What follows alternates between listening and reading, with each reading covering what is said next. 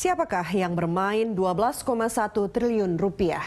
Ahok menyebutnya sebagai dana siluman yang muncul dari DPRD DKI Jakarta. Sementara anggota Dewan menyebut sebagai suap gubernur agar RAPBD DKI Jakarta tidak direcoki. Benarkah ada dugaan 12,1 triliun rupiah sebagai anggaran bancakan menjelang Pilkada DKI tahun 2017? Ini Pak Wali Kota berdiri, apakah Anda membahas di UPS 4,2 miliar per kelurahan di Jakarta?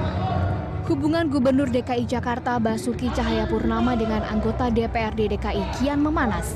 Hal ini disebabkan APBD DKI Jakarta tahun 2015 yang dikirimkan ke Kementerian Dalam Negeri. Gubernur DKI mengirimkan APBD yang bukan disahkan oleh DPRD.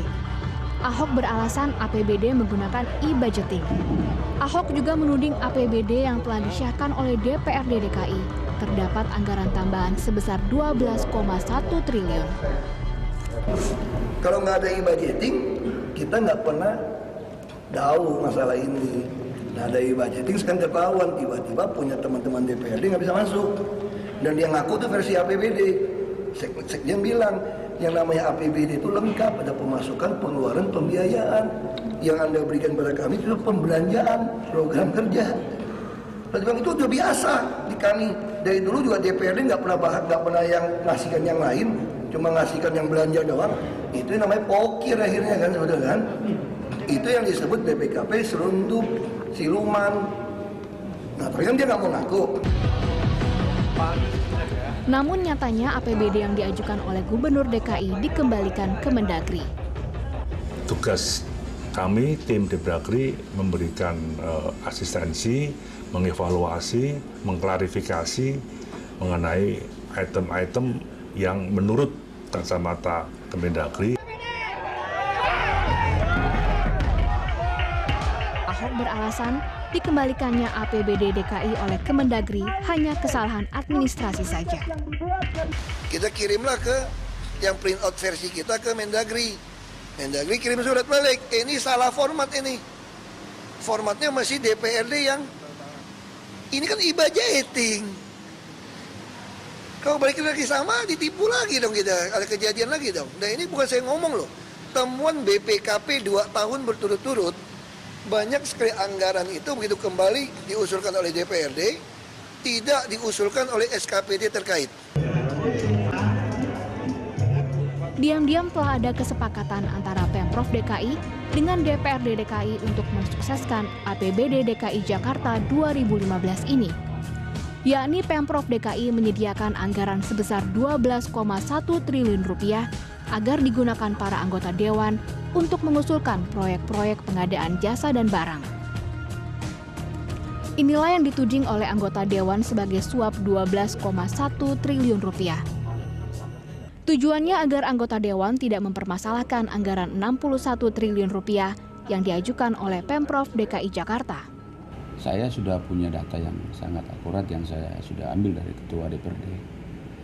Karena ada upaya penyuapan terhadap Ketua DPRD dan lembaga ini sebanyak 12,7 triliun yang dilakukan oleh Sekwilda Provinsi DKI Jakarta dengan data yang sangat akurat, waktu dan tempatnya juga sangat tepat, dan itu sudah berada di tangan saya. Bukan suap sih, ada anggaran yang ada anggaran sebesar 12,7 triliun itu diberikan kepada kita, ya, supaya kita tidak lagi membahas, ya, membicarakan